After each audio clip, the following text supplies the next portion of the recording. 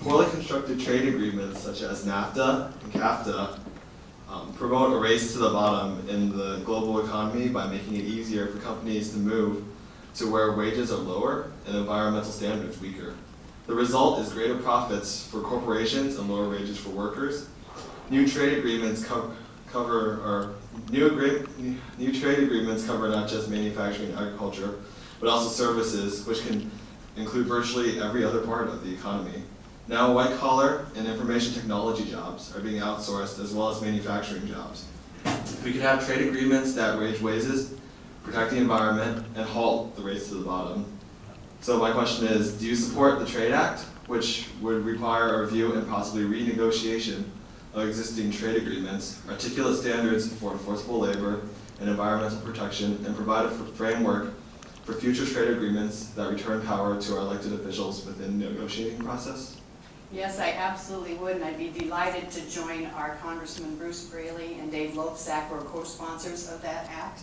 It would be my pleasure to support it. You know, we've got so many challenges here, and we need fair and equal trade, but we need to have an even playing field.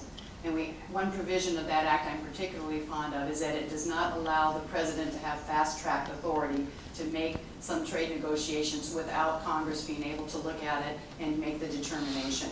I think it's very important that we have to face it. We're living in a global society, a global world. Trade is a matter of fact, but we need to make sure that we are doing trade in the right, correct way, which would make sure that we're even playing field and that we are asking not only our companies but also other countries to enforce the same standards that are human rights standards.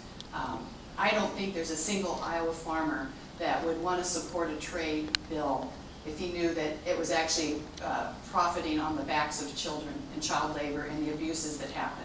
And then let's just make it even a little bit more local. Right here in the 4th District, you know, 2 of the largest immigration raids in our nation's history have happened in our 4th District. First, Marshalltown, and then the largest raid in Postville.